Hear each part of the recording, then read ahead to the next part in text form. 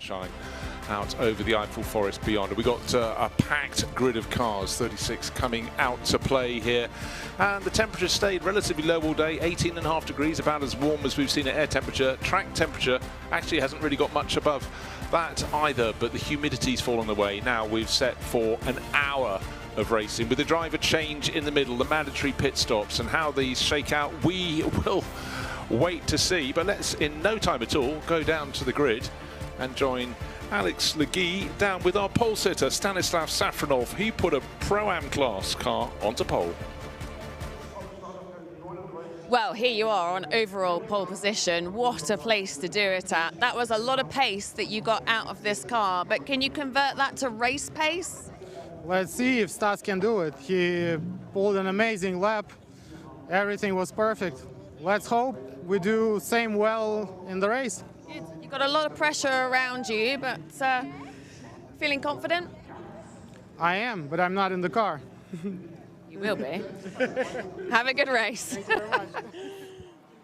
Keeping it short down there, but waiting to see. First of two races, just emphasise that. Of course, we had the two qualifying sessions, one after another, to define the grids. Fantastic drone shots. Boy, how this art comes on. Look at the artistry of those shadows there. Either people are 5 meters tall or I'm looking at the wrong bit of the shadow. But anyhow, great views down on the circuit. So, Joe, what are you thinking ahead of this race? We've got two Aston Martins on the front row. Then we've got a McLaren with Josh Rattican.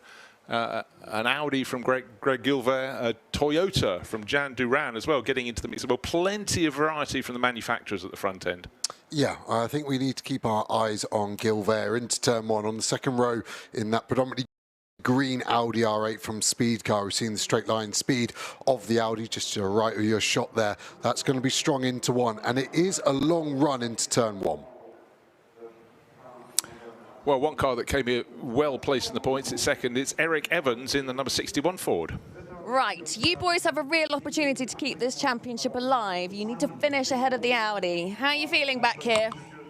Oh, I feel good. I think we have a really strong race car. I mean, obviously, just gotta let the race come to us as we can. But I feel like we're in a good spot here. Yeah, it feels like it. How's the car feeling today? It feels really good. You know, we did a lot of work on it last night, and we rocked up this morning to qualify, and the car just felt amazing. Thanks to Academy and all the boys thinking about it all night. So I think I feel like we're in a really good spot here. Rather unusually, it's very sunny and it doesn't look like it's going to rain. Would you like to be doing a bit of a rain dance? Could that work in your favour, or are you happy for it to stay clear? I'm happy for it to stay clear. I mean, I think this car is really good in the wet as well, but I'm more than happy for it to stay clear and let it be a real sprint race. All right, have a good start. Thank you. So that's Eric Evans, who'll be starting the best place of the Fords in 6th place on the third row. But it's a Pro-Am class car with Stanislav Safronov, Mirage Racing Aston Martin. Not only on the front row, in pole position ahead of a sister Aston Martin, but from a rival team. It's the number 39 car that will start alongside with Clement Seiler, who's the best of the pro qualifiers when the silver class cars went out for their qualifying session before the Pro-Ams and the Ams went out. But Aston Martin, two cars on the front row, totally looking different in their appearance because they're race liveries, and tucked in behind the McLaren of Elite Motorsport. Yeah, talking about the McLaren, they looked a bit panicked, the team on the grid there. I hope everything's okay with this Elite Motorsport McLaren. Well, let's go down to the grid because the championship leaders by a country mile are down in 7th. Let's hear from Benjamin Lariche. Right, so you're starting from P6. You need to finish 77 points clear to clinch that title. How confident are you feeling from P6? Yeah, I'm just thinking, I'm not thinking about the championship. I'm just thinking to make a good start. Okay. Yes, and to don't be on the crash, and yes, just focus on my driving to be smart, and we'll see what's happened. All right, well, we're thinking about the championship and we're very excited by it. yeah, I'm so, but each race is the same, where you have to push your maximum of your potential, so it's not change nothing, and we'll see at the end of the race. Fair play. Have a good one.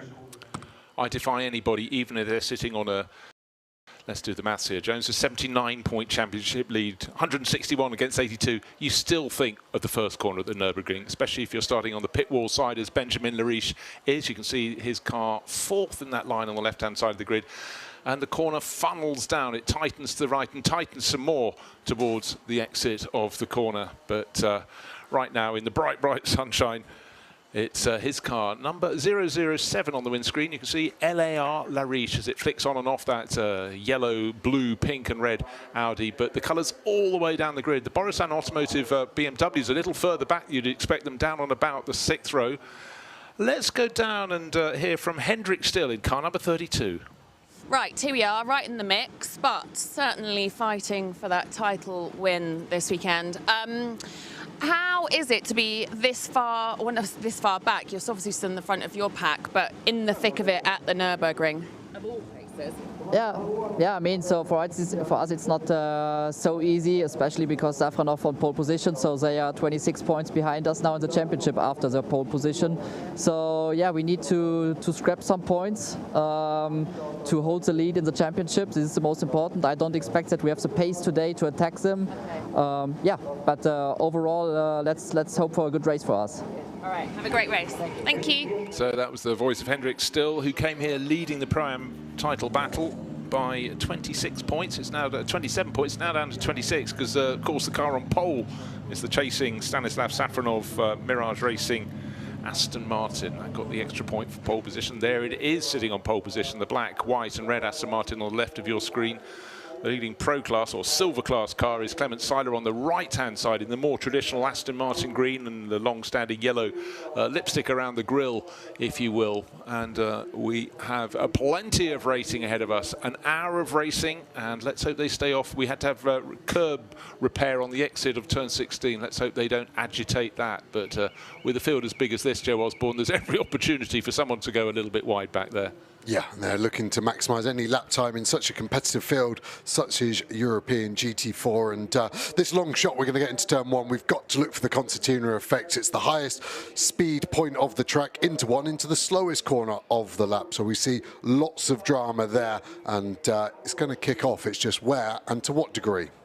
Absolutely so, but we heard from Benjamin Lariche, starting 7th, dominant champion leader. He shares with Robert Consani, and they've just had a phenomenal run of success this year. 4 wins in the bag for them. The next most wins in class is Eric Evans and Marco Signoretti. There's Ford starting in 6th place, but it's still the run down to this first corner that always leads to incident. And if you don't get it right in turn 1, you may actually have a chance to get it right in turn 2. If not, try turn 3 at the final roll of the dice. How about turn 4? That complex is just so complicated. Let's take a look at the grid. Stanislav Safronov, pole, and from the Pro-Am Class 2, respectable run for him. 2nd place is Clement Seiler. Then we got the McLaren of Josh Ratican and Gregory Gilvert. Jan Durand going well in his Toyota, and Eric Evans 2nd in the championship in his Ford.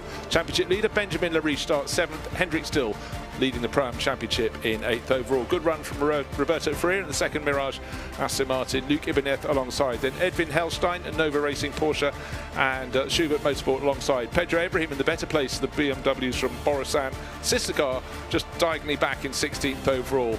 Gabriela Gilkova, her teammate Cindy Goudet has been going well. Nathan Van Springel, expected a bit more from him in his Ford. He may find pace. And ever popular Stefan D'Asti with the one Lotus in the field starts in 19th place. Behind young Callum Davis having a bash, and Max Kronberg alongside him. David Kuhlmann, his Aston Martin starts 23rd. Benjamin Lessen, expect that one to come forward. That BMW always advances up through the field, and looking for other faces in places further down the grid than they want. Gustavo Xavier would have expected more. He's down in 27th. Marco Fulgencio moves into the NM Racing Team's other car, one of their 3 cars, new face there as well. Davide Miloni showing with his father, starts towards the back. Just ahead of Anthony Deban, who's had a lot of success and is actually leading for Chazelle Technology course in the AM class. We get to the back of the grid, 38 cars in all, and the one that would attract all the attention in India is Ajith Kumar, actor but very keen motor racer. He brings up the rear of this grid, 38 cars on their formation lap. And it's going to be quick fire. It's going to be not just who gets into turn 1 first, it's going to be who gets out of the 4th corner before the field really opens out and drops down towards the hairpin at turn 8. But conditions, Joe, absolutely spot on. Yes, a perfect evening to go motor racing, isn't it? As we're on board with our 38th car. Car number 2, And just looking here to see what they can do there from the start. Yeah. All attention. Riding on board car number 317, one of the higher numbered cars in the field. This is the car driven by Anthony Debarn and Jean-Mathieu Leandre, who will take the second pass of the race. They are leading the AM category overall, but not by a lot. Daniel Blickel and Max Kronberg in their WS Motorsport Porsche are not too many points behind. 19 points down behind, to be precise, and points to be gained because they're starting further up the grid. But outright, it's Consani and Lariche, 161 points. It's a giant, giant lead. They're starting 7th. Signoretti and Evans only one position behind in the championship, but as you can see, 79 points in the rear. They're only one position ahead. So yes, if they stay in that order, they'll gain a few points, but Consani and Lariche can put it to bed, the 2025 championship this weekend, if they keep it neat, if they keep it tidy. Car 32 riding on board that one as well, and that is one of the WNS Motorsport cars. It's Hendrik Still, Joachim Bolting. They are leading the Pro-Am class. Will they still be there in the championship lead at the end of this race? Because their closest rivals are starting from pole position. Stanislav Safronov, there it is, SAF and 001 flashing on the screen. And I think the onboard footage from any of the cars at the front of the grid will need revisiting after the start of the race to explain what may or may not have happened. But a final sweep through onto the start-finish race, an hour of racing up ahead of us. The clock is still at 1 hour to go, and as soon as the lights go green, and out they go. And we have contact. Unfortunately, some people anticipated the start. One of the Toyotas had a bit of a clash, and Safronov will lead down into turn 1, and it's Consani, it's Lariche's car, the championship leader, the runaway championship leader that's had contact. That is slowly going down towards turn 1. There it is. It's got it hooked up. It looks like it's running a little bit squirrely. So certainly, who was immediately behind on the grid? It was Faria that hit him. Faria did effectively a wheelie, but what we've had is a real charge from the Toyota to get up into second place overall. That's Jan Durand, but I'd like several looks back at the start of the race to find out what happened just around about 7th or 8th position on the grid. What was Lariche's final words on the grid to Alex? It was, "I don't want any contact," and that is exactly what's happened. Even before the start line, it's been a great start from that Toyota as one of the Porsches skips along the gravel there. The 24 car does well. We've got a yellow flag out. I think that's for various instances at the moment as we go on board the 317 and safety car. So everyone will slow down, no overtaking. It's still kicking off into turn 8. Right, we've got some people who've made incredible gains in that sort of sort out. We've got Victor Bouveng, who went from about 12th up to 5th place in his BMW. And unfortunately for Kuhlmann, that car is going no far further at all in this race. So that was one of the ones, but that is contact. That looks though it's about turn 2. Bodywork rubbing. In fact, I thought we'd have more damage to the tail of Consani's car. We've got another car off in the background. One of the Mustangs is off, so it's all been a little bit too busy. Yeah, that's the #1 Mustang, isn't it? Lariche needs to slow down. There's a safety car, so there's no rush. He's not going to go lap down like he would have if it stayed green, but that tyre's going to start to do bodywork damage, and that could result in a DNF. He just needs to nurse the car back. They get another tyre on it. They'll catch the train, and then they can fight forward. This isn't all done yet for the Audi in this first race here at Nürburgring.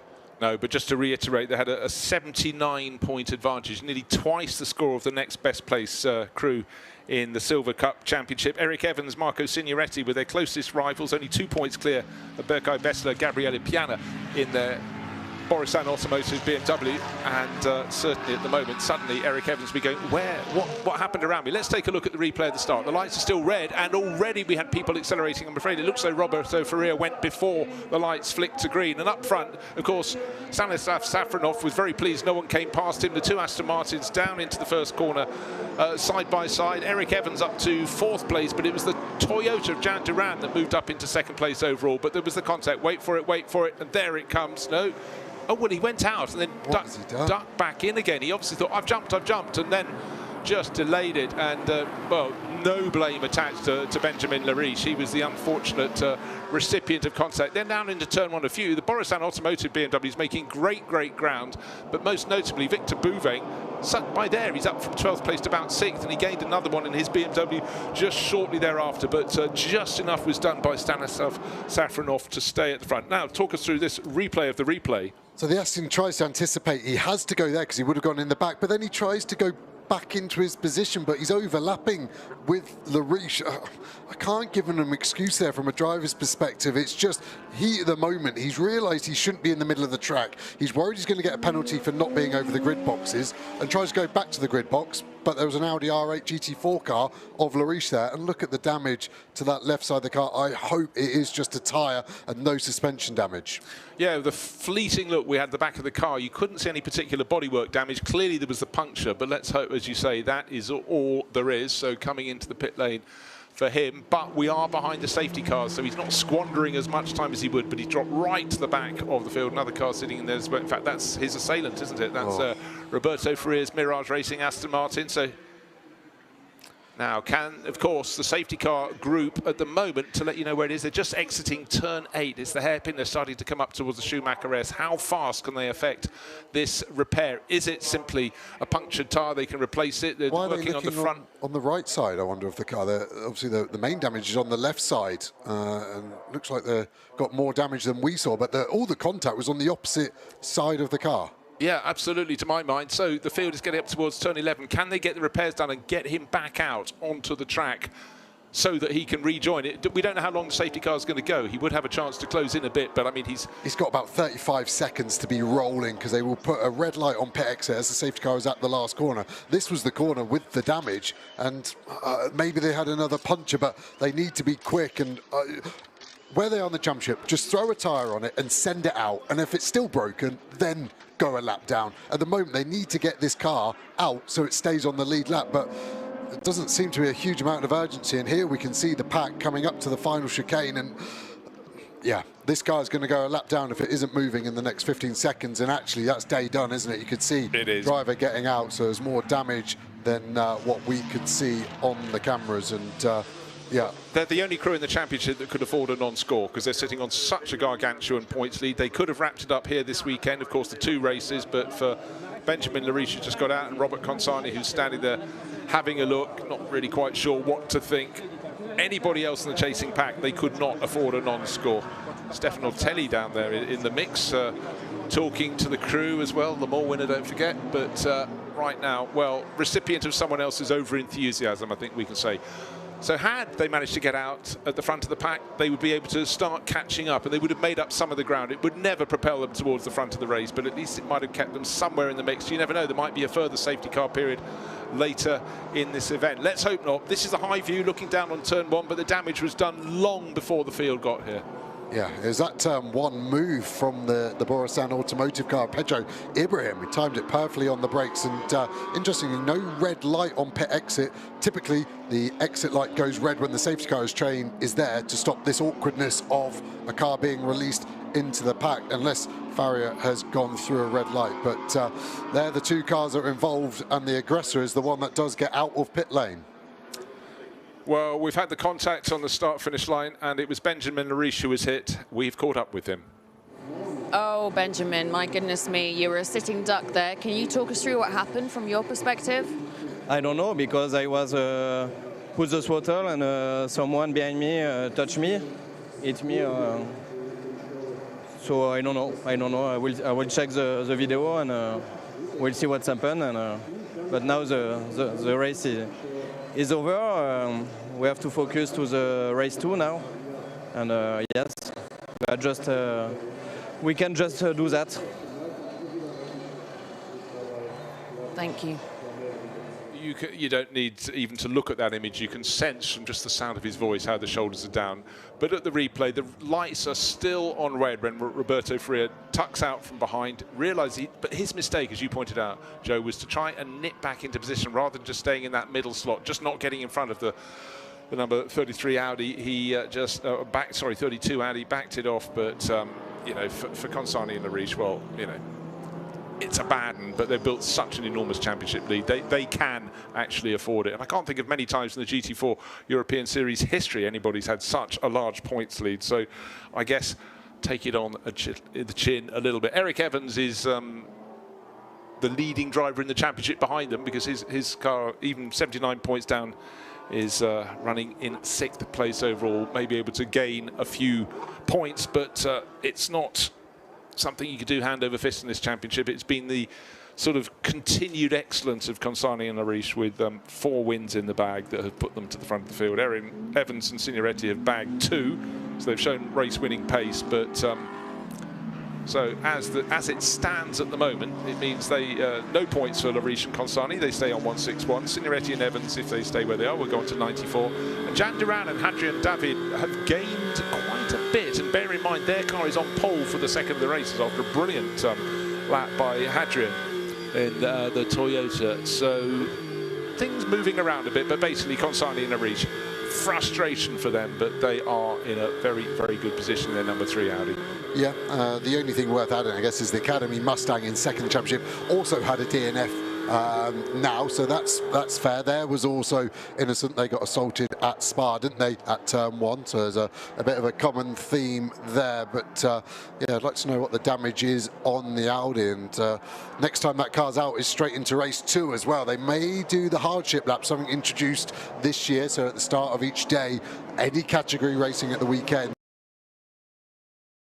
can go out to check the car, and yeah, that's how he's going to spend the rest of the race. So he's going to watch the replay. It'd be amazing to see his face, because what Farrier's done to him is what I want to do to people on the road when they cut me up and I just want to turn hard into them and hit them, and that's essentially what's been done. There's a slight contact. The Porsche's that damaged the front right corner. I'd be surprised, but yeah, all the damage done, and there's the start line. Haven't even started the race before it was done. Yeah, the Porsche that had to squeeze past was finding diminishing returns there. But for Benjamin Lariche, I mean, it's just such a deflation. He must have come here qualifying only 7th. Peter thought, that's fine, I'll just gather a few points, and that's literally the championship in the bag. There he goes, walking out to take a look at his car. Looks or is he going towards the Aston Martin garage? I don't know what you're thinking, Joe. So the Maserati safety car leads the field around, and it is. Let's go down the order. Stanislav Safronov ahead of Jan Duran, so it's Aston Martin ahead of Toyota. Now this is okay, that's the reaction of a driver who's been hit on the grid by someone that someone who'd done nothing wrong, but by someone who certainly had done something wrong, someone who anticipated the start and tried to duck back in behind, and unfortunately you cannot move a car, it cannot disappear. So there was the clash, and the frustration clear to be seen. Let's hope the damage is not as much as, well, we can't gauge. We thought it was just a puncture. We worried a bit of bodywork damage on the back, perhaps a whole lot more than we could see. Yeah, and even maybe the puncher is damaged more than we thought on the way in. It can catch a wheel speed sensor on the corner as the safety car lights are now out. So safety car will be in this lap. So we will go back racing, and Safronov controlling the pack. When will he go? He's backing everyone up. So he's going to have to bide his time here. I wouldn't want to go so early, but it looks like he's dropped the hammer already. And this is going to be a long run now. We're not even in sector 3, and he's already dropped the hammer. Yeah, and the driver giving chase is Jan Duran. His car shared with Hadrian David. David's put it on pole tomorrow. They've had 3 second places, and with Consani and Lariche out of the race, mistake there from Safronov. This is an opportunity, and the McLaren is look as well with Josh Rattican. One thing, guys, you cannot overtake, but you can get as close as you can possibly to the car ahead. So first 6 cars, first 10 cars, absolutely nose to tail. Now, of course, the explosion of drivers getting out of line. Clement Seiler trying to go past Josh Rattican, getting the job done up into 3rd place, but the Aston Martin's very, very good in a straight line. Plenty of torque for them.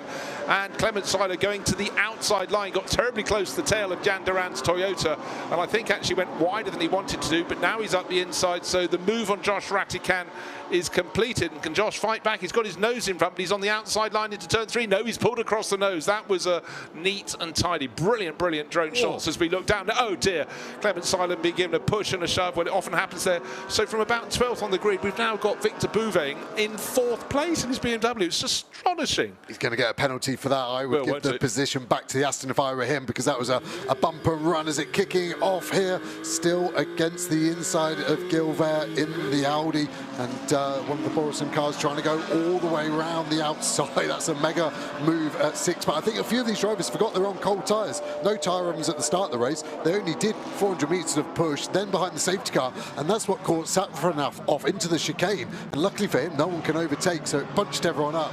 And originally we saw a great restart, and it then started to go wrong for that Aston Martin at the front of this pack. I must say, I did worry a moment ago. It was clearly everybody driving to the back of a team speed car Audi. Gilbert just managing to escape, but you can see up there the number 32 Porsche bouncing over the curves and losing position there. You try and gain, but 2, 3, 4 abreast doesn't always work around here.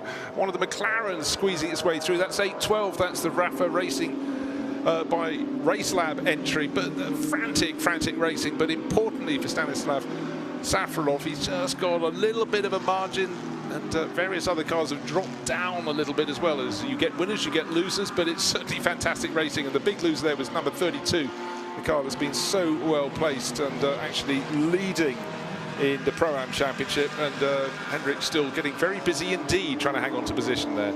Yeah, let's move on the inside, and he was trying to back out of that as best as he could. Lassen there, but just couldn't get on the anchors enough, slight bit of contact, and they're going to take the fight into one. You don't know where to look. There's battles everywhere. Everyone seems super revved up this evening. They've been waiting for this race to go slightly delayed. Where to look? It looks like the BMW trying to go around the outside. Here's Hendrik still a lot further back than he'll want to be. He'll want to stop this tide as the McLaren goes in deep. Yeah, that actually possibly helped still, because it went right across the nose of the BMW, but still in that aquamarine-nosed Porsche. You can see it second in that group. We're looking down on as they go through turn 2. The tail is out. The dog is happy, but the car should not be wagging its tail. Manages to call it back in. So you're quite right, Joe. It's ambition over tyre temperature at this point. Yeah, it really is. And still was trying to go around the outside on the dirty part of the track, and it really went there, and battles all the way down. You can see Jilkova trying to get there. Modica on the Ginetta. He's trying to go around the outside there now. Everyone still seems pumped up, trying to run side by side. It's calmed down slightly, the amount of little bits of contact, but someone runs wide there. That was the McLaren, wasn't it, of Davis, and that's given Lassen a run down the hill into 8. Certainly has, and it's been a horror story for Hendrik still. He was the car out in the gravel there. He's managed to haul it back in down to turn 8. There you can go. You can see being challenged by a rival Porsche driver, and everybody, every pack seems to have dust kicked up into its face. Right, this is the Schumacher S going up the hill.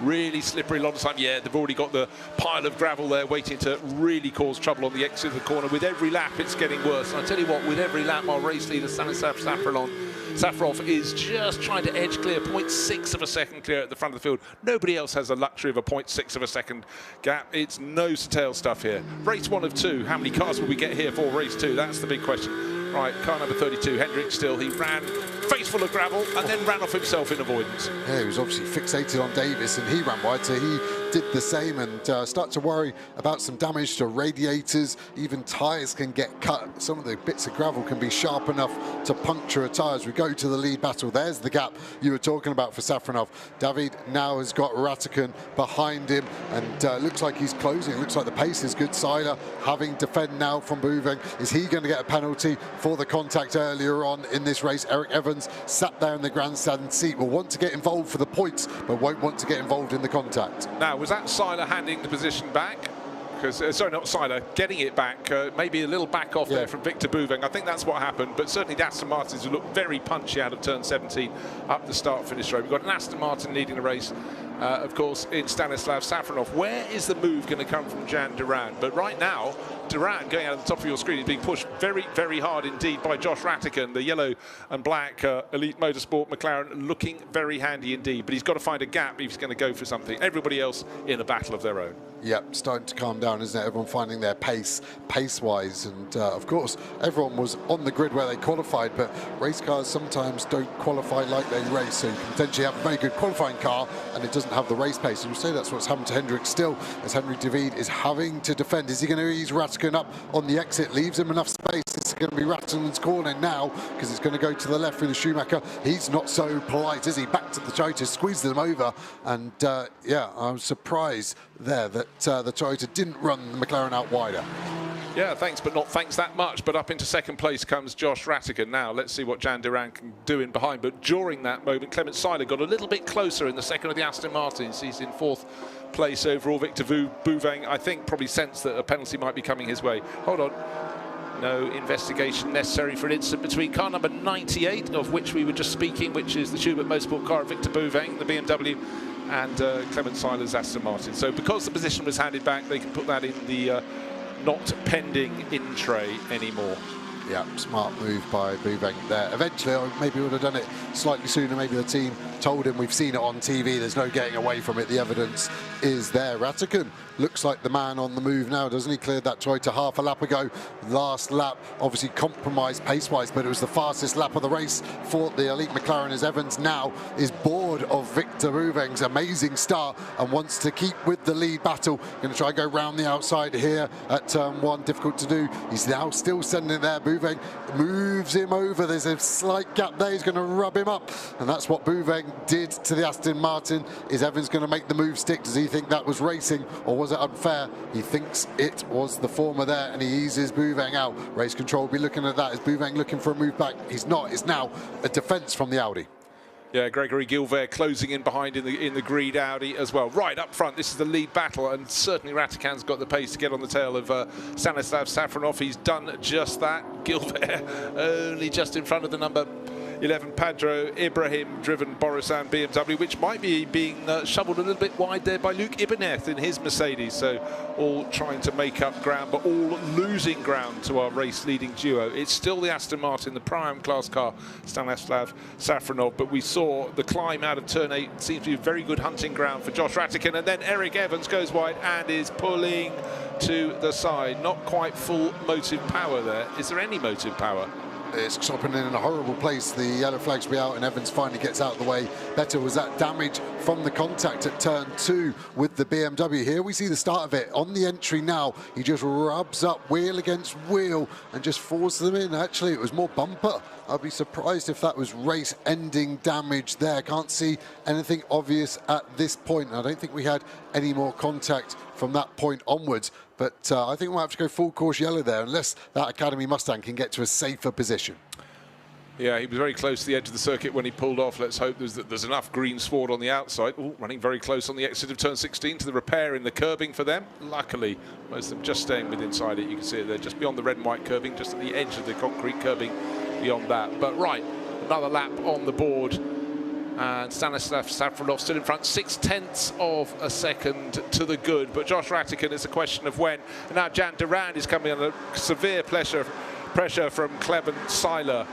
Clement doing the sort of slightly wider line in, and he's got the grunt there, he's got his nose in front. But Jan Durand hasn't finished second 3 times this year without showing great ability with Hadrian David, but he does look as though his days are numbered in third place. He ceded second place really quite kindly and easily, and now he's left the door open at turn 4. Yeah, made that super easy. The politest driven car I've seen in a long time from Durand there. And the Mustang is still there, so we still have yellow flags out into turn 8. So the next time the leaders hit the brakes, it will be a yellow flag.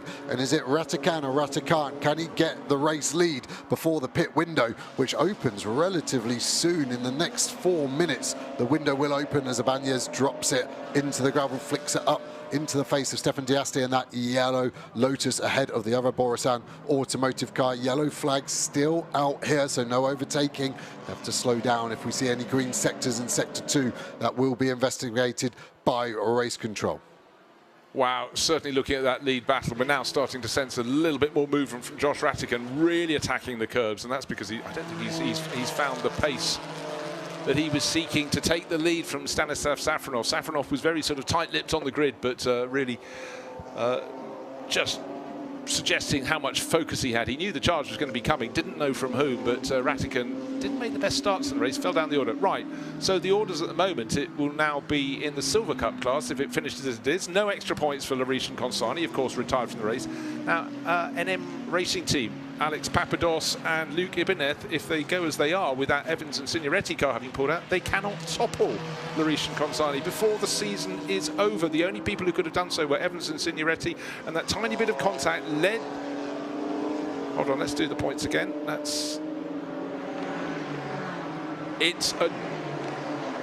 a giant ask. They can still do it, but with every lap of this race, the NM Racing Team car, there it is, trying to pick off another position surely just going past Pedro Ibrahim there. This is Luke Ibanez, the Spanish driver, so much experience for NM Racing Team, pushing and probing and just trying to get his nose in front.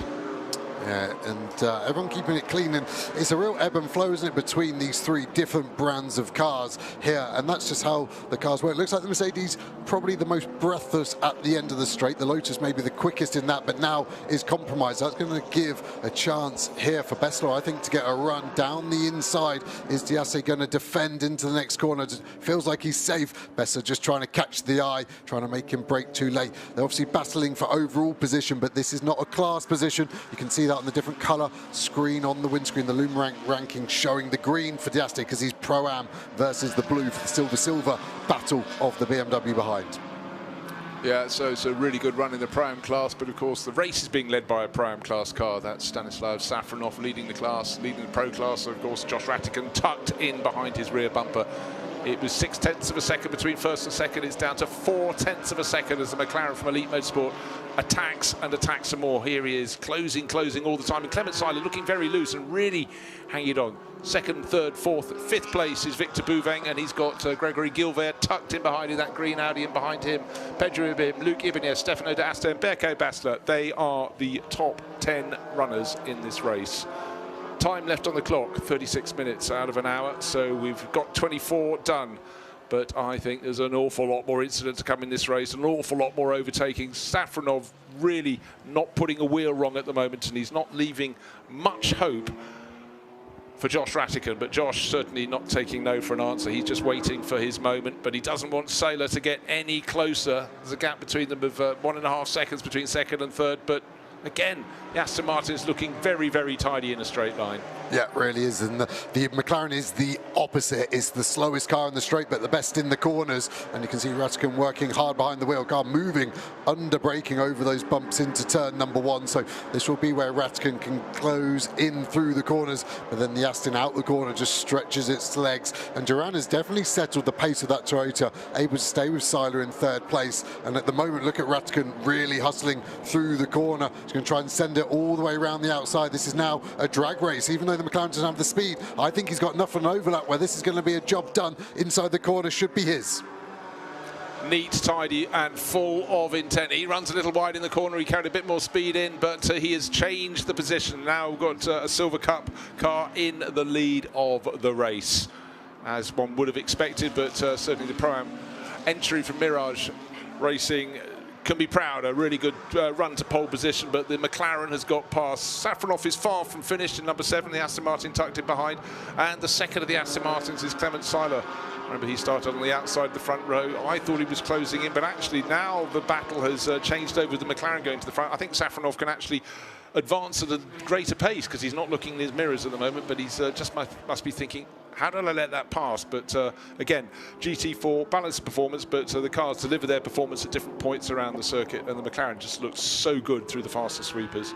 Yeah, I was just looking for the other McLaren, the Callum Davies. That's in the pit lane. That was relatively competitive at the start of this race, so that's boxed with an issue that we have not seen. Pit window now open as Gilbert trying to get past our Pro-Am leader. That BMW of Bouveng has had a mega start and won't want to give the position up, wants to get to the pits as fast as he can, not to lose any time whatsoever, as we see Duran pit there so aggressively. That was a mega late call to get the car into pit lane and the first car to pit in the race so far. Good call, I think, because his teammate Hadrian David had the pace in the second of the qualifying session, so he will be starting from pole tomorrow, one of the Borusan Automotive cars coming in. But my thoughts on Bouveng, he's looking more and more loose as he tries to hang on to that 5th position overall. Second, running very nicely indeed in class, but I think he almost needs to come and pit and let his teammate have a go. As the pressure comes on from Gilbert, he's looking a little bit loose from time to time, and in a field as competitive as this, one wheel looped over a curb and you can lose an awful lot of ground. Yeah, and getting to work on the pits, and if the car is loose, the only thing the team can really do in the pit stop is adjust the pressures, and potentially they're just going a bit too high. But Seiler now really with a turn of pace, was the fastest car last time by about anyone in the field, so is now starting to reel the other Aston Martin in. And what is the appetite of Safronov to defend from Seiler? Okay, the number 12 car in the pits of Borusan Automotive, Berko Bessler handing over to Gabriele Piana. So that should still be very good to the end of the race. Now, Hadrian Tavid has just taken over from Jan Duran, and that Toyota that, remember, got up into second place right at the start of the race. Lights flashing, waiting to cross the line, and now can accelerate away beyond the speed limiter at the end of the pits. And just then, Gilbert got super close to the tail of Bouveng, and he's got the charging NM Racing Team Mercedes on the outside. 6th, is it about to become 5th? And certainly Luca Beneth hanging it on around out there now with the demise of the Evans and Signoretti Ford we saw at the side of the circuit. He's hoping he can, well, he's moved up to 2nd place in the championship. If he finishes in that position in this race, still will take a few points off the dominant group in the championship, Consani and Lariche, but right now he's actually just focused on getting to the end of the lap, perhaps. Yeah, and some damage on the back of that Mercedes as well, part of the diffuser, as Ibrahim tries to go around the outside. Ibanez sends it in quickly there. Either of them going to pit. Ibanez squeezes Ibrahim and gets it down the inside. Great move there from the BMW, and goes, and then can the Lotus of Diaste now attack Ibanez? I think it can. Much smaller looking car tucked it behind. It's the yellow one in the background of the shot.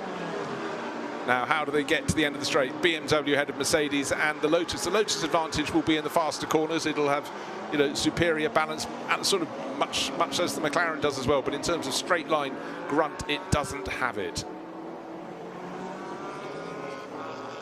Evening shot. The shadow's getting longer and longer. It's nearly 6:30. But this race, of course, the start was delayed. Repairs to the curbing on the exit of the turn 16 chicane, the penultimate corner of the lap. And that delayed, but it does mean the drivers are getting much lower sun in their faces in this part of the race, and when their teammates take over come the pit stops, there'll be points on the circuit where they're driving by pretty much memory alone. Yes, but it's important to have the right visor on, even in a closed cockpit car like this. And Diassi actually running an open face helmet, quite old school and rare these days. It does have a slight sun visor to it, but the full face helmet, you're able to slide the visor up and down. You can see Ibanez in that Mercedes, his Iridium visor reflecting nicely back at us, and it just, same as wearing a pair of sunglasses, just takes the glare out. It's still bright if you're looking directly into it, and some of these corners you're definitely getting the sun very low into your eye as they turn through this sweeping part of the Nürburgring GP part. Yeah. Of course, their focus, you're looking at them, you can't see where their eyes are focusing, obviously focusing around the apex of the next corner, but as they come up the slope, a lot of drivers face full of sunshine there. They're dropping down into the compression of turns, out of turn 12, into the compression at turn 13, then up the rise and to the 14, 15, 16 chicane. They're at turn 13 there, but the NM Racing Team Mercedes dropping back a little bit, well, into the pits comes Josh Rattican from the lead of the race, but a real challenge in behind between the two Aston Martins. Got an AV Motorsport Porsche in with them as well, but it's 2nd and 3rd for the Aston Martins, but effectively going into 1st and 2nd, and it's our poleman Staffarov ahead of Seiler, is the Pro-Am runner ahead of the Silver Class runner. Ignore the Porsche with them at the moment because that is not in their group, but they've got quite a gap back to where we were looking to see what we'd expect to be Victor Bouveng, and it remains to be Victor Bouveng unless he suddenly has a late dive into the pits. But let's see what happens with Elite Motorsport with their pit stop. I'm slightly surprised they came in so early. Could have gone longer with Rattican. He had some space in front of him, so he was running in clean air. Cresswell's pace is strong, so it's not a disaster in that regard, but are they going to slot into some free air? At the moment, it's looking okay on the tracker where they're going to go. Chekhov, the tyre pressures, didn't see much of a bleed from the rears. Does look like the front mechanic is taking some air out the tyres, though, and this is going to be the battle. Where is the Toyota going to be once that elite McLaren leaves pit lane? We get this great shot from turn 1 looking backwards, and it'll give us a great illustration. There's a minimum pit stop time, so the car controller may lift the lollipop and the car might stay still because the next driver, Cresswell, will be looking at the pit lane timer and he won't leave until 0. Leave now he does. I think he's going to have 2 or 3 seconds still in the lead over the Toyota as they get to turn 1.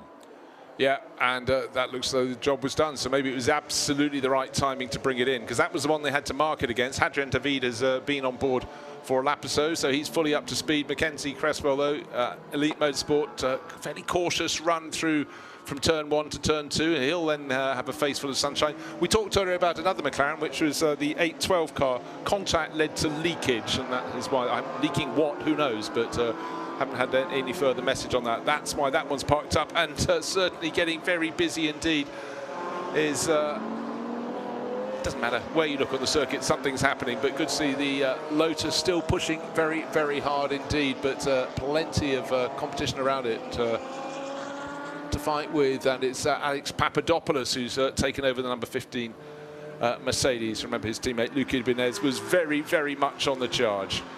Yeah, and I think all these cars are going to have to pit at the end of this lap because the pit window will be closed. Cars have to be in pit lane by 25 minutes remaining as we see the leaders pit. So this will be a proper pit lane race. And interestingly, they're handing over. They're earlier in pit lane, so they will release into the fast lane.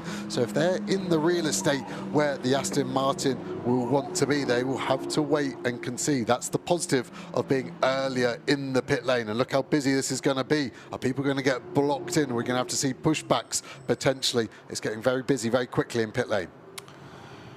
Certainly is, but by dint of making that pit stop, Cresswell might say 0-1-8 in the screen, 18th position, 19th place, Hadrian David chasing, but when this all shakes out, they certainly should be in the top 3 or 4. They may well be in first and second positions, but they've got clear track at the moment. Hadrian David in the Toyota, chasing, and just waiting for the lollipop to go up on Stanislav Safronov's car, now in the hands of Alexandra Weintraub, his teammate. Yeah, and this is going to be the shot. Is Weintraub rolling down pit lane? He is, but it's behind Detroit now, so they have jumped on. I think Detroit's got a chance here. It's going to be side by side. Of course, the McLaren has momentum. It sweeps through, and I think so will the Toyota. It's going to be side by side. Is the Toyota going to cut the front off? He does. And that is a close battle, considering how many laps difference there was on the pitting. Strategy working out pretty similar. Yeah, absolutely so, but the pit stops now are largely done, in fact all done in the field. The pit window is still open, but everyone has at least called into the pits. They've got the job done there, but the main job is being done by Elite Motorsport. They timed it perfectly. You weren't too sure, I wasn't too sure if they'd come in. Could have gone another lap with Josh Rattigan, but Mackenzie Cresswell taken over and importantly just got ahead of the Matmut Evolution Toyota that had been pushing so hard after a very early pit stop. A change from Jan Duran to Hadrian David. And in behind, plenty more sorting out happening now. Cars diving out of the pit lane. And several people lost various positions. Next time around we'll have clarity of thought, but the car that was driven by Victor Bouveng has now got Ricardo van der Ende at the wheel, and that was started by Benjamin Lecen, of course it was, long-time teammate, but certainly a car that's gained is the BMW looking at the front of that particular field, ahead of the number 15 NM Racing Team Mercedes that was started by Luke Ibanez, now in the hand of American racer Alexandra Papadopoulos. But Ricardo van der Ende, what he doesn't know about driving a BMW fast in GT4 racing ain't worth knowing. But this is the lead battle. It's Mackenzie Cresswell, Hadrian David, then a tiny bit of a gap, and up to third place is the car that started second, and Clement Seiler handed it over to Baudin de Two. He's got a little bit of a margin, and then we can see the best of the rest. And Weintraub there in shot, the 7 car leading the Pro-Am class, is hustling the back of Piana. So the pace of Weintraub very strong there. And then we've got Volde in the car that Bouveng started in second in Pro-Am, 6th overall. Then we have this gaggle of cars, don't we, all together, just trying to work out where they are in the food chain. And that last lap was 5/10 quicker for the Toyota, and that is why he's all over the back of Cresswell. And is this going to be a battle we need to keep an eye on? 23 minutes and 40 seconds remaining. The Toyota much quicker in the speed traps as well, 3 to 4 kilometers an hour quicker. So this could be an interesting battle, and the Toyota at the moment looking the favourite to try and get the race lead. Yeah, and a race win. 3rd place was very promising for them this year, but a victory will certainly give them a huge encouragement. Hadrian David and Jan Duran. Jan from Spain, Hadrian from France, but right now all over the tail of Mackenzie Cresswell. Mackenzie, of course, didn't have as much. He's earlier into this stint than the car that's giving chase, but certainly Hadrian David's got his tail up, pushing very hard indeed. And the car that started in a pole position is now down in 5th, but is still leading the Pro-Am class. Alexander Weintraub in the number 7 Aston Martin for Mirage Racing. But the real attack, as the shadows grow longer and longer on this glorious sunny evening here at the Nürburgring, is the car in 2nd place, closing in now. Let's take a look at the points with Borisan Automotive coming forward. The championship is still open, but only just. Gabriele Piana and Berkay Bessler up into second place now. Cresswell and Ratican, well, they're back in 6 points further back. But Piana, bear in mind, this car started, the 0-4 on the windscreen, started way down the order, about 16th place on the grid. They kept out of trouble on the opening lap, and now they're starting to make the progress of sister car in that battle as well. So Robert Consani, who didn't even get to take part in this race, and his teammate Benjamin Lariche, they're in the pits. They came here, they got their car damaged through no fault of their own on the rolling start of the race, assaulted from behind by Roberto Ferrer, and I'm afraid that did not help their cause. They parked it up, but with such a huge points margin, they're in the pits doing the maths. But all they need is a good run tomorrow, surely, and they've shown that by winning 4 rounds so far this year. They ought to be in. Battle for Silver Cup, there it is, Elite Motorsport, Matmut Evolution, covered by, what are we talking here, under half a second. Yeah, and the Toyota caught up quickly on the lap before, didn't it? But now it's kind of been stagnant for the last lap. They are catching the back of Ajith Kumar. Ajith Kumar's been very good at, when he's getting lapped, of getting out of the way, and he'll need to be looking in his mirrors in about 2 to 3 corners time, because this lead battle is going to be right on the back. Cresswell probably will get on the headlight flashes in that yellow McLaren just to make sure Kumar has seen him, and David there in the Toyota will be hoping he's not, and there is the headlight flash. Yeah, Kumar, you can sense he actually adjusted his line coming out of turn 4. He's looking for seeing where exactly they're going to catch him. I'll tell you what, it's going to be on the exit of turn 6, that left-hand kink maybe as they run down towards the hairpin. If he's in front of them at the hairpin, he's going to have to get out of their way, but certainly very positive driving from Mackenzie Cresswell. He makes himself very clear. Car standing out, the yellow and black McLaren, and Kumar has also seen the car in second place. That's very good news. So Hadjian David tucks in behind the McLaren in his Toyota. Kumar keeps out of the way, but if he looks in his mirrors, there are going to be more coming, plenty more. But the Indian racer loving his time here, and certainly brings his own fans with him wherever he goes. But you have to say these first 2 cars have made good their escape. The gap back to Baudin D2 is probably about another 3.5 seconds, but even since the start of this lap, that has stretched out over the number 39 Racing Spirit of Le Mans, Aston Martin. It's down to these 2 now. What's left on the clock? 20 minutes. Yeah, just worry with Cresswell. The pace is okay, but the McLaren seems to want a later apex, so he's turning in much later than the Toyota, and it's like he's inviting a dive bomb potentially from the Toyota. So at the moment, Cresswell not feeling like he has to defend, but not even like he has to manipulate his line. As we look at the Pro-Am leader of Weintraub, it's been a great run for the 7 cars so far. There's the second place BMW going through shot. Then the Lotus, that yellow car, in third. The AM battle at the moment, Porsche from the Toyota, from the BMW there. So this is the second place car of Velda with a huge slide on the exit. Track getting dirtier and dirtier on the exit.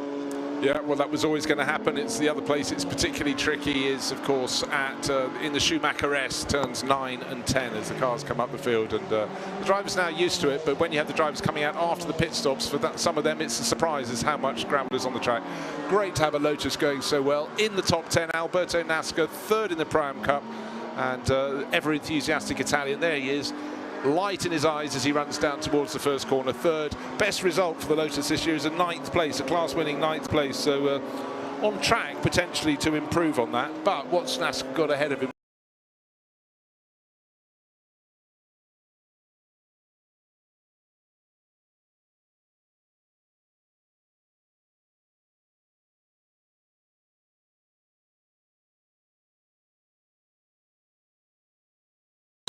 He's actually got to gain about 2.5 seconds. So on Alexander Papadopoulos, so maybe that's beyond his remit. Car running very wide, a Mercedes running very wide at turn 1. Don't think it's going to cause any trouble for those around it. In the AM Cup class, it's Kronberg and Blickel in the lead, as they have been so much of the year. Blickel in 16th place overall. Well clear in class. The next car in class is 22nd position. It's car number 90. It's Hans Holmlund for Toyota Gazoo Racing Sweden, running solo. Hour in this battling. That will be fun. There he is, Holmlund, there at the back of that gaggle of cars.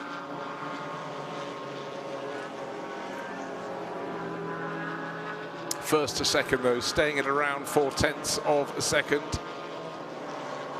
And looking to other cars in the class there. Holmlund second in class, looking for Leandri. Showing with Anthony DeBarn. Well, we're getting to see too much of one of the cars there with contact, and car number 60 is the car that went around. That's Honda Ordem. sharing the car with Gustavo Xavier. It was absolutely pitched at the point where the car is most off balance halfway around the corner, but definite front end contact there.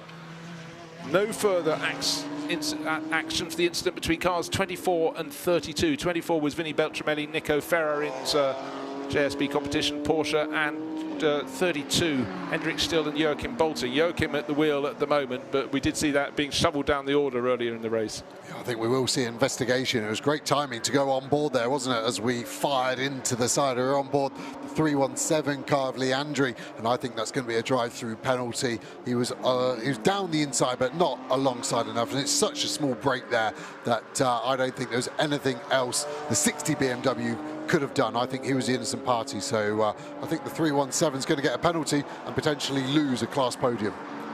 Yeah, and that's Jean-Mathieu Leandri, who came here as the points leader with his teammate Anthony Dvan in the AM class, so that will give hope for those behind, including Blickel and Kronberg, who just happen to be leading the class at this point. This is the battle for third and fourth positions. Baudin did 2 in fourth place. A little bit of front body damage, tiny weeny little element on the side of the car in third place, Gabriele Piana. How did he get it? Well, it could have been in one of many, many incidents. Wow. Now we did see already, we'd seen that white Mercedes going off, or was I catching the end? That was a replay. We saw it off the circuit, but I thought that was down at turn 1, so maybe that was afters up at turn 16 there. Yeah, way too late on the brakes. The Toyota now suddenly doesn't seem to have the pace it did just 3 laps ago. Big slide there, the rear tyres obviously starting to get towards the end of their life. We're 45 minutes in, and a 10-second time penalty, not a drive-through, which equates to be just over 27 seconds here at the Nürburgring. So 10 seconds will be added on at the end, which I think is relatively lenient because the 60 car which it hit lost more than that. So the 317 will have to get their head down to try and keep a class podium.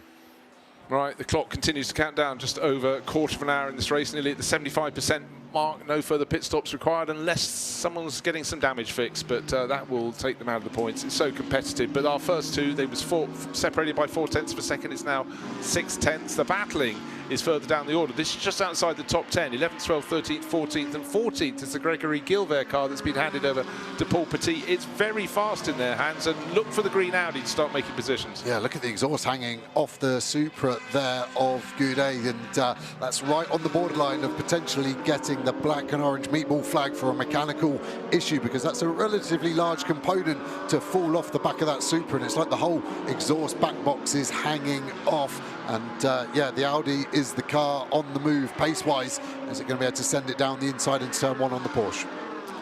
Yeah, certainly any cars running over the curbing run risk of if you've got something hanging loose. And here goes Petit lining up. Oh, actually, just go for it. Right through he goes into turn 1. You could see it coming, but Paul Petit, so much experience, got the job done very, very nicely indeed. Car in front is the Matmut Evolution Toyota, and certainly that may yet have a problem with its exhaust hanging down. Cindy Goudet hoping for a good day, but right here and right now it may come to a sticky end. Yeah, I think the Porsche Faradin actually put the indicator on to the Audi just to say, I'm letting you go. So smart driving, because they're not the same class, and his battle is to try and stick with that Audi now to get past the Mammoth Supra that we're talking about, the damage. And looks like Bolting is slightly compromising the pace of these cars, but is able to hang on to the position thus far. He won't once Petit gets through, presuming he will. Here comes the green Audi going around the outside, or looking outside in turn 9. Turn 7 down the slope would mean inside into turn 8, but there was no inside being offered. And that exhaust, it's absolutely dragging on the track now. And someone running a little bit wide in the background, the shot regaining a bit of pace, the exit of turn 8. It's Ajith Kumar. He's probably just moving wide to let other people through. And when you go wide, what do you get? You get all the rubbishes on the track. Yeah, the problem is you get so much here, it's actually hard to even get back in, as we see Petit get down to the inside of Goudet. She doesn't fight it, but Petit times it wrong, goes in too deep, and they're going to compromise each other into the next corner. Is the Audi still going to be in front or not, as we finally see this Pro-Am car, Austin, get caught by the very quick Geddes here in the Borusan Automotive BMW. We said about it earlier, but the link between Borusan and BMW is so strong. BMW now offering this lovely blue colour as a factory-coloured spec car. Yeah, well, that's quite an accolade for them, and they've had it staunchly for many years. But leading the Pro-Am class is still Alexandra Weintraub, building on the work of Stanislav Safronov, 5th place overall. Second car in class is a little bit further down the order, but certainly it's been a really good run for the Mirage Racing Aston Martin.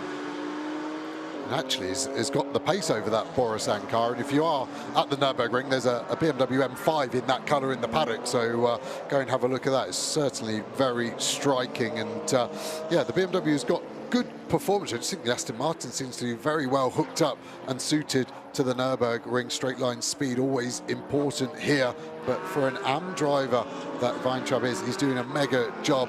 And there is Ajith Kumar, probably with a lot of marbles on those tyres, making his job much harder, but he's taking the fight to the 30 car at the moment in front of him. Yeah, that's the Kronberg Blickel car that's leading the AM class comfortably at the moment, but he's just put a lap on Ajith Kumar. Ajith, though sometimes you do that when you've been, someone a bit faster comes past, you sort of find it, sort of fixate on what they're doing, and it may pick up your pace, but it may lead to disaster. Right, Paul Petit still trying to make the moves, got ahead of Cindy Goudet. There is Cindy in car number 99, and there is the exhaust dragging, just not quite touching the ground unless you hit the curb, and then it vibrates up and down, and then there would be sparks flying, most certainly. But Cindy Goudet, certainly the way she's driving that Toyota, is not backing off one iota. No, and I just worry that the support further down that exhaust system isn't designed for the weight of that back box to be bouncing around, and at some point a weld is going to go somewhere in the downpipe, and yeah, hopefully it can hang on another 11 minutes, but it is getting lower and lower, and every time you go over a curb I think it's weakening it somewhere there. Let's just hope it's got enough strength to get to the end, as we still see this battle rage on. Weintraub doesn't need to defend, as we've got a yellow flag out. I think we've got a car off at turn 8. It's the 60 car that had contact. Right, paying attention, no to the full course yellow. We continue racing. This is the battle that's between Weintraub and Gedic. Gedic fleetingly almost got ahead there, but that should go through to the flag. And Gedic now making the move done. He certainly was probing into turn 1, got it done. And I think Weintraub's being sensible. He's leading his class. There is no point wasting a really good result. And we are about to head to full course yellow in 20 seconds, or that's what was left on the screen. Full course yellow in 10 seconds now. So anyone wants to make a move, make it right now. But up front, what's the gap between first and second? 1.3 seconds. There we are, full course yellow.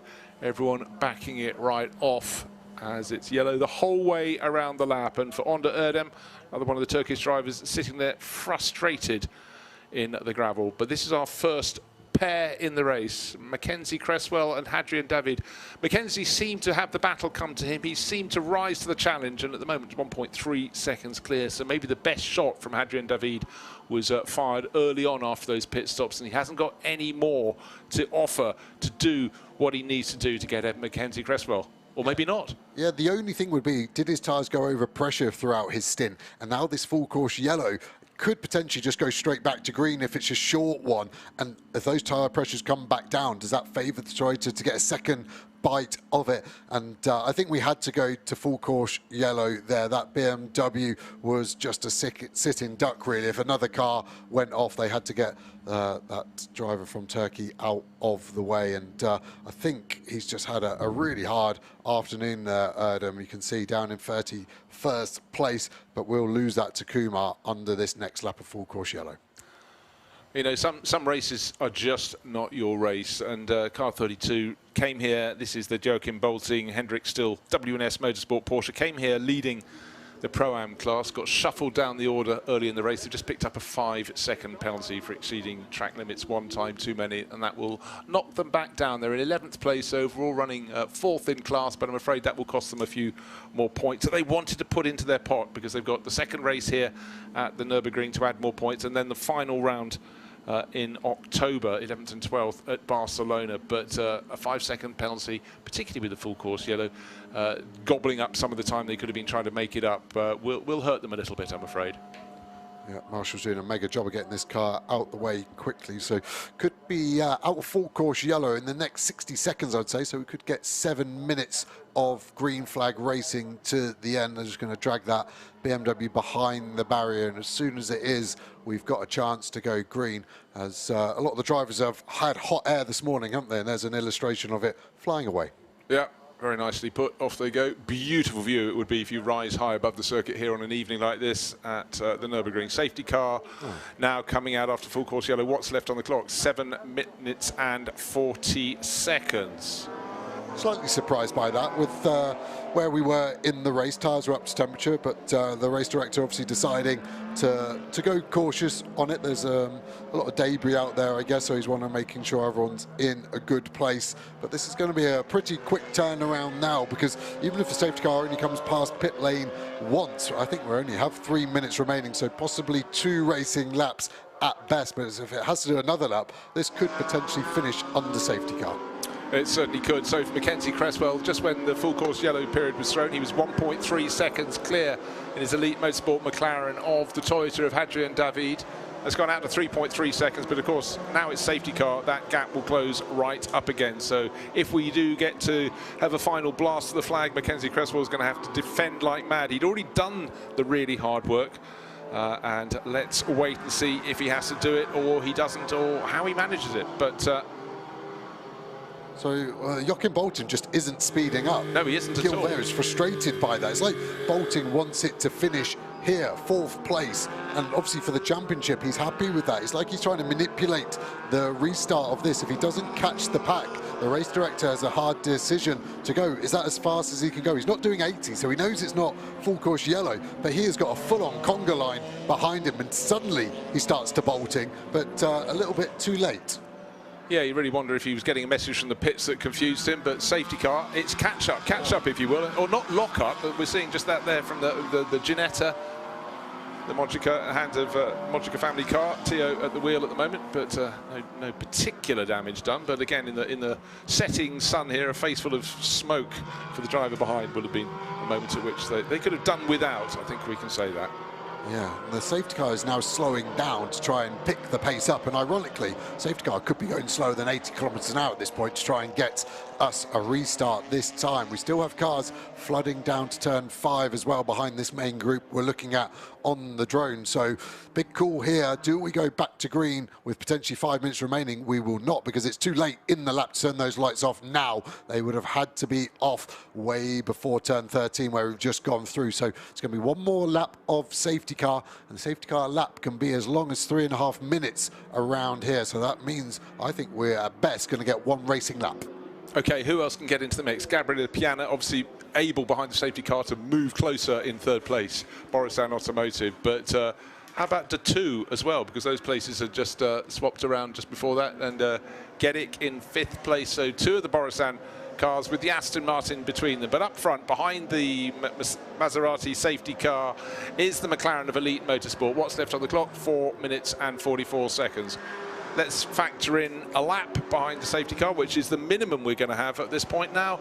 And it looks like it's going to be a 1 lap blast the finish or not. We simply do not know. Looking for any further messages. Some cars under investigation for getting the procedure wrong under full course yellow. Car number 317 is the one that's being considered now. That's Leandri and Anthony DeBarn. They're the AM class leaders, so this could be a setback for them. Yeah, safety car in this lap, message just coming through. So, yep, it's going to be a 1 lap shootout. And look at Piana there in 3rd place, 13 positions gained for that car. And it was a strong start from Bessler, and Piana has carried on that form. And you can see the movers on the timing tower on the left. And Piana here, we've seen him be very aggressive at times this year.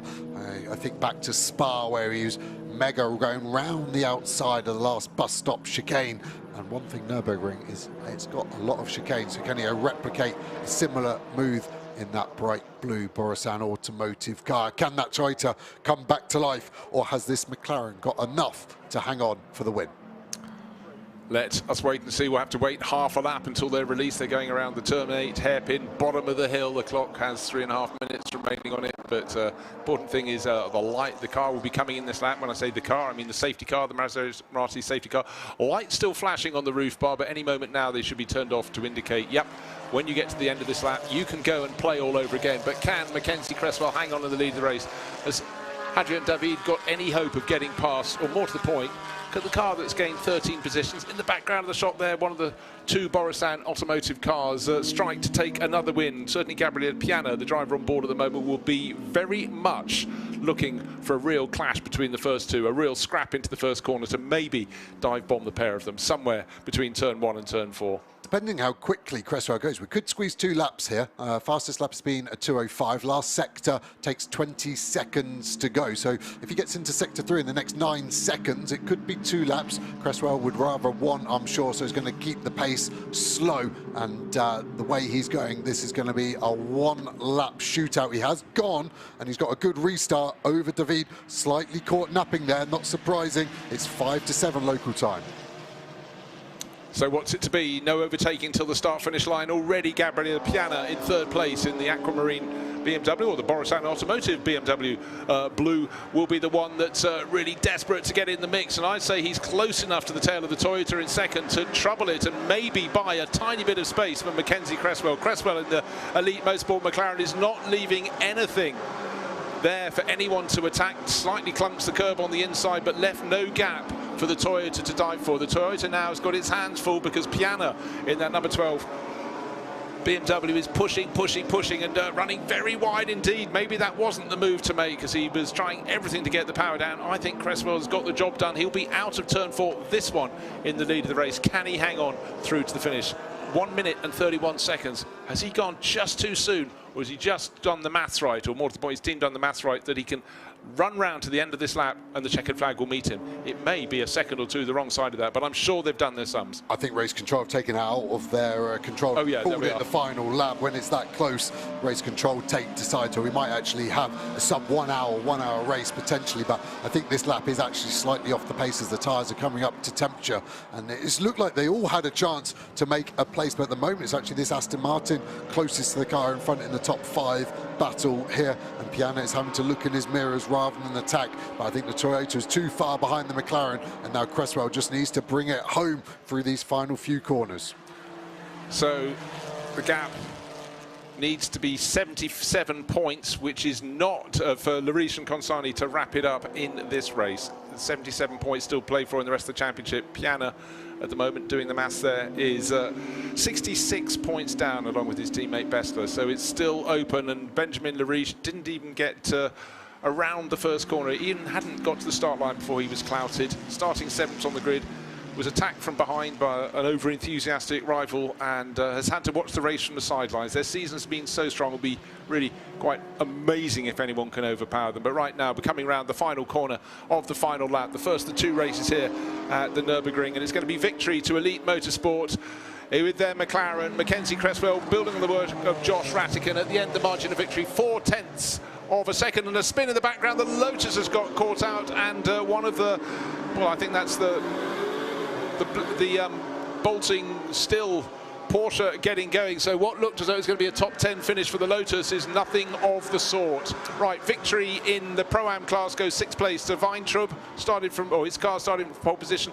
Victory in the Am class to Blickel. Let's take a look at what was happening. It was clearly going to be busy. Petit down the inside of the Lotus, and then bolting innocently caught up in it, and Petit has just turned around NASCAR there, and that will be so frustrating for both the Porsche bolting and the Lotus, who was on for such a strong result, and Petit there, a desperate lunge on the final corner of the lap.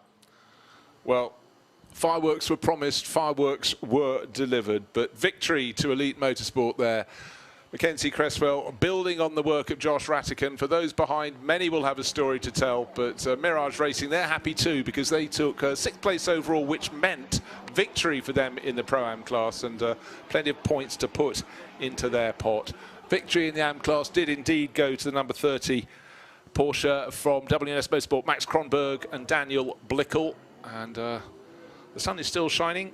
But it was a race with much to digest. But for some, it was rather sport by what happened on the start line with a a driver getting ahead of himself, realising his mistake, backing it off, but then clipping the outright championship leader and doing damage that would take it out of the race. So for Benjamin Lariche, huge frustration.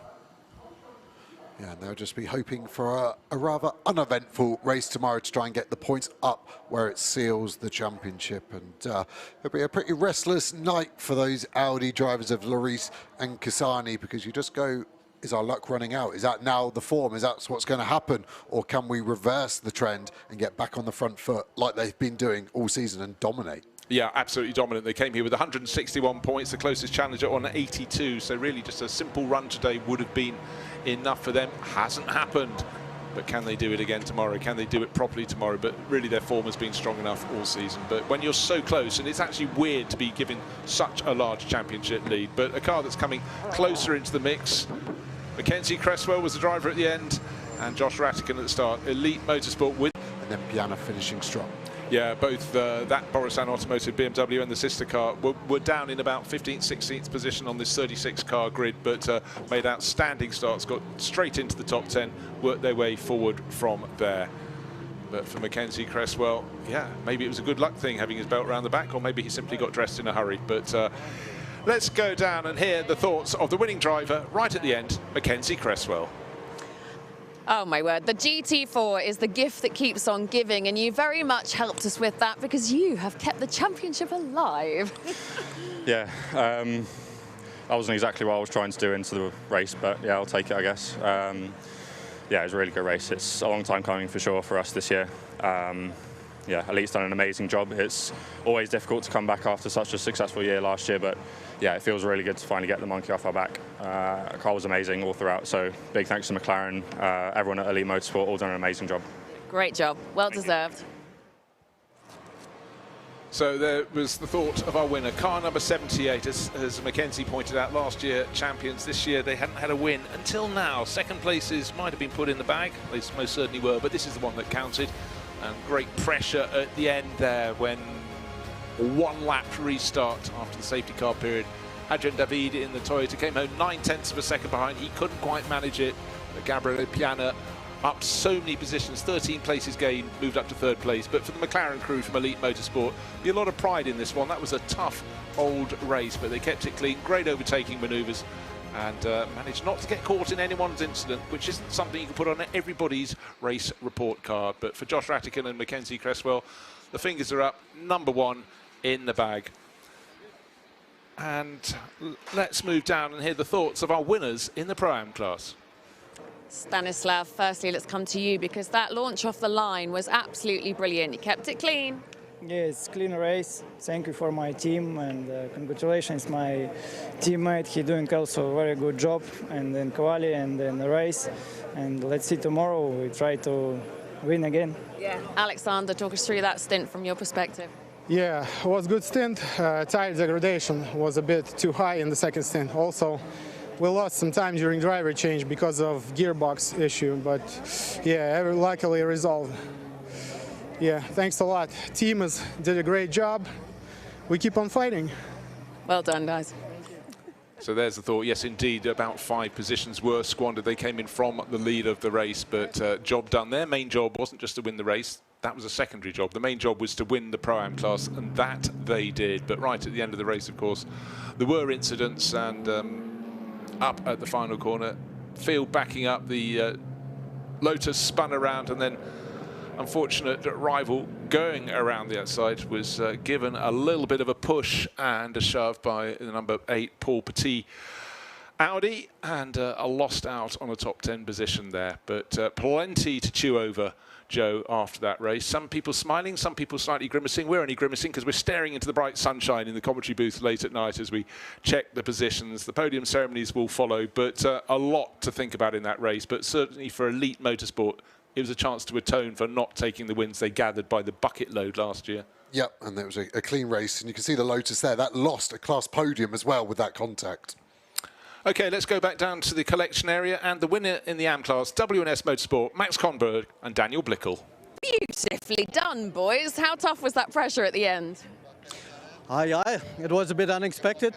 For the end, for the last couple of minutes, we get the safety car. I was hoping not, but I mean, in the end, I could manage it well. I had a very good pace today. I was feeling very good. So yeah, now after Misano, we lost some points. Yeah. Now we wanted a double win here, so 50% done. And for tomorrow, we hope to do it again. Nicely done. And what's your name? We're going to see you behind the wheel soon? My name is Maria. Maria, and yeah, we'll see. Now she's karting, and we'll see, maybe. Oh, okay, so we really will see you behind the wheel soon. Probably, Yes. we'll see. Thanks. Good, congratulations. That was a great stint for you as well. Yeah, thank you so much. Yeah, also had a good qualifying here. So happy to make up some points for the championship. It was a really important race for us, and looking forward for tomorrow. Hopefully for some Eifel weather, some rain would be great. So let's see. Good job, guys. You're clearly the lucky mascot. Well, certainly by taking victory in class, they closed the points lead of Anthony Debarn and Jean-Mathieu Leandri, who ended 7th in class. So a real swing around there, but you've just got to grab it with both hands, haven't you, Joe, when things get to this point in the season. As we say, we've got the final round coming up with another race tomorrow and the second one here at the Nürburgring, and then 11th and 12th of October, the 2 races to bring the GT4 European Series to a close. But right now, closing in on the AM class points lead, but not there just yet is this car. And that was a good result from Kronberg and Blickel there. 1, 2, 3, 4th class win of the season. So put them in the bag and see where you get at the end of the season. Yeah, as we look upon the Nürburgring Castle, made out of volcanic stone. It's a very volcanic active area, didn't it? Well, it's still active now, but right now it's victory today for the Elite Motorsport crew. Josh Rattican and Mackenzie Cresswell, 9/10 of a second in that final lap shootout, because the pressure came on Hadrian David in the Toyota in 2nd place from Gabriel Piana's BMW, and that sort of just helped Mackenzie a little bit, but they took the win with both hands. Top in Pro-Am is 6th overall, Safronov and Weintraub. They started from pole position. And top in Am, down in 13th place with fast closing Hans Holmlund, went to Kronberg and Blickel for WNS Motorsport with their Porsche. They certainly seem very pleased with that. So some smiling faces at the end of race 1 here at the Nürburgring, but the biggest smiles of all for Josh Rattican and Mackenzie Cresswell, overall winners. We had a handful of cars that didn't make it through to the finish of the race, but certainly some cracking racing here. The first of 2 for the GT4 European Series, and for some there'd be a little shame from moves that didn't go right. Others, we never really got to the foot of why Eric Evans had to pull off. He was running very well, had actually moved into provisional 2nd place in the championship, whereas the cars were running around with the demise, of course, of the Benjamin Lariche, Roberto Consani car, literally on the start line of the race. But for the American racer Evans and Marco Signoretti, the car, their Mustang, pulled off, and they didn't get the points they wanted to close in on the championship leaders. So frustration there, but with a packed field of cars on a circuit like the Nürburgring, always plenty can happen, and plenty does happen. So going back to the start of the race, and I'm afraid Roberto Faria moved out a little bit early and caught the back of the championship leading car and took it out. Benjamin Lariche, the innocent party there. Then some really robust racing as Stanislav Safronov led away at the front of the field, with tucking in behind a very good start for Jan Duran to go into that 2nd place, and a brilliant getaway from the 2 Borisan Automotive cars. And then Josh Rattican, Jan Duran were having some fearsome battling, and that was going to be passed on to their teammates in the 2nd part of the race. Rattican making the move. Little bit of contact there for Eric Evans, and not long later his Ford was out of the race. Didn't get to the foot of why that had to go to the side of the circuit and pull off, but maybe a little bit of damage from that contact with the Swedish-driven BMW. And then it was a case of people moving on up the order, and car 39, Bodanta 2, was having some great battling as well. But towards the end of the race, it was the story of the McLaren coming forward. Josh Kronberg, I beg your pardon, Josh Rattican made his moves early on, brought it in, and the big question was, he going to come out into the front of the race after his pit stop, or was the Toyota going to be there? Car number 60 had all sorts of problems today, and that was being shoveled around today onto Erdem there, and the BMW that salted him, Leandri, I think, would pick up a penalty for that. There was still incidents going on down through the field, and there the number 16 Enem Mercedes, no fault of theirs, their own, shoved off the circuit. And right at the end of the race, we had the Lotus spun round. But it was victory in the bag for Mackenzie Cresswell. So disappointment for the Lotus crew, Alberto Nasca there. But out of the final corner came Mackenzie Cresswell to win. Second place to Adrian David in his Toyota. Third to the BMW of Gabriele Piana. And talking of those crews, there they are, waiting for the winners to come onto the podium. On the right hand of the screen, Gabriele Piana, Berkay Bessler, Hadrian David, and the driver who started, Jan Duran. But up onto the top step, Josh Ratican climbing up, and Mackenzie Cresswell. Victors here in race 1 at the Nürburgring.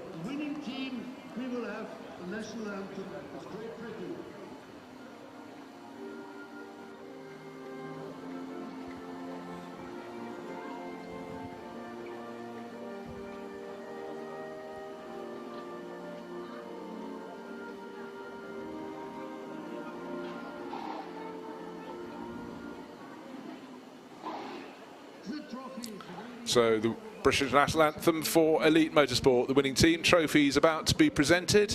Will this be the top 3 tomorrow? I think you can almost bet that it won't be, because it's very seldom that drivers get to be on the top step 2 days running. It can happen. It has happened for Robert Consani and his teammate Benjamin Lariche, but today they got nothing out of the race. They were out before the cars had got to the first corner, pulled off at the end of the lap with damage. And at the end, it was a McLaren coming through to the front, deposing the Aston Martins that had been running so strongly in the early stages of the race, having locked out the front row.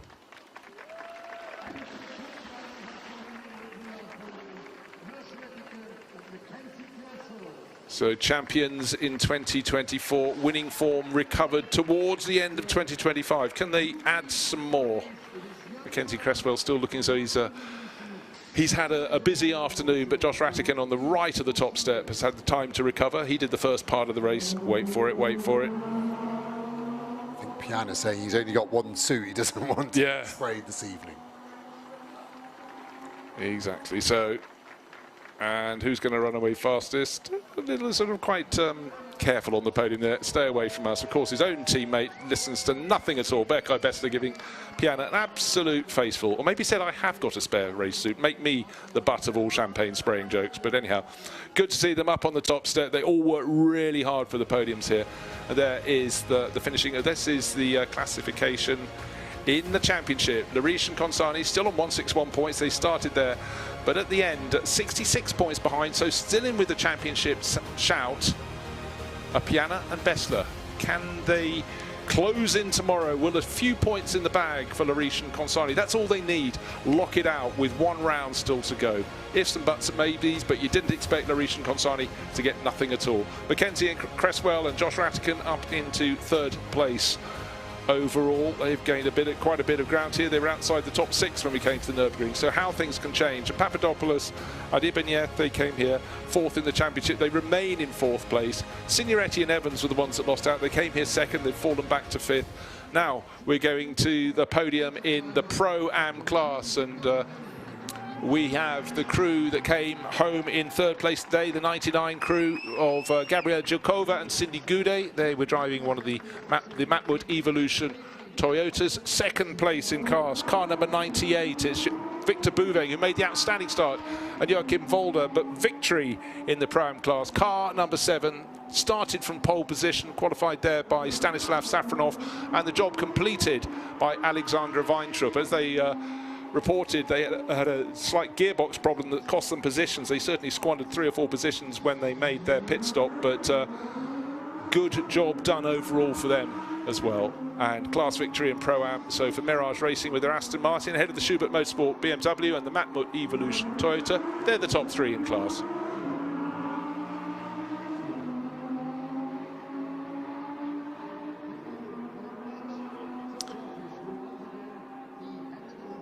As they stand on the podium, already more cars herring out around the track. Super busy day here at the Nürburgring. Closest to us, Cindy Goudet, Gabriela Jilkova. Their trophies are lost. 3rd place in the Pro-Am class.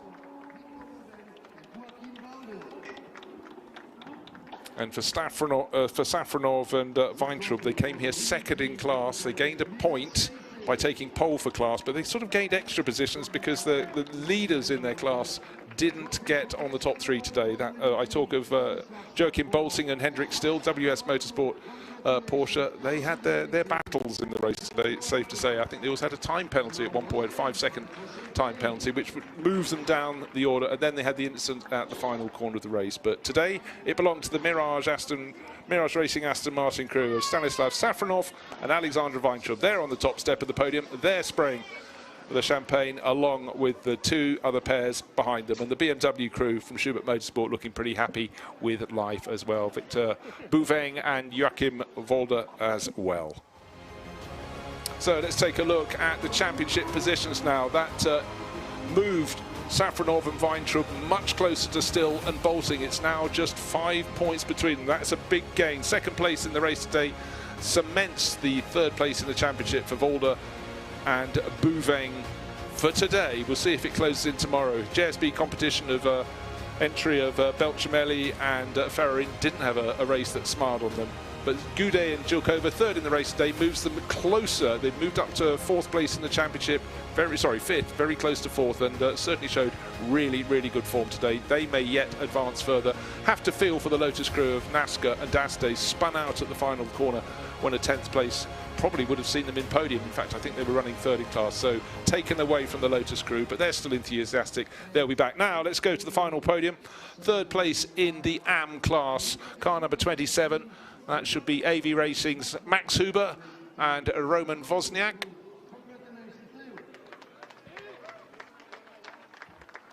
Second place, did it all on his own car, number 90.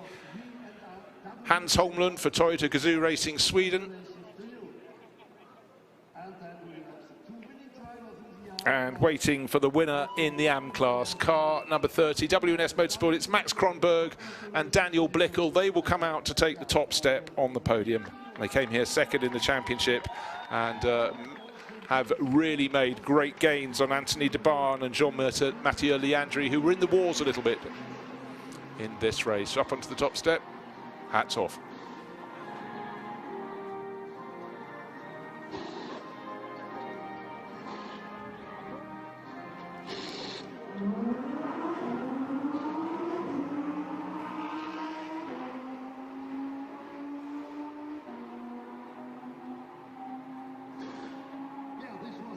So the strains of the German national anthem ebb away. WNS Motorsport taking their victory in the AM class. They had a really, really good run. And Georgie Chapman, race engineer for Pirelli, presenting the trophies. And for Max Huber on the right-hand side of the 3rd place step, he'll be pleased. He only came into the championship this weekend, and certainly stepping up nicely with the team owner Roman Wozniak of AV Racing when Mathieu Detry and Fabien Defieux, who started the season, moved on up to race in GT3, and they stepped in and took a podium today. But the winners' trophies to Daniel Blickel, closer to us, and Max Kronberg, smiles around on the top step of the podium. Job done today, all to do tomorrow. Let's see how it shakes out then, but certainly GT4 European Series never fails to entertain, and smiles on the podium follow with max escape speed, but certainly good to see enthusiasm there in the AM class. And it's been a day, and let's take a look at the AM points. I said it was going to close up. For Leandri and de Barn, 7th place today in class means their point lead is all but over, down to just 1 point ahead of today's winners, Max Kronberg and Daniel Blickel. Brunhagen 3rd on 102 points, and Sorokin and Gatehouse, they lost a bit of ground today. But the big gain, I'll tell you what, that's it from us today from the GT4 European Series. Do join us tomorrow. We've got plenty of racing, and the Nürburgring always supplies, so just join us tomorrow, put it in your diary. See you then.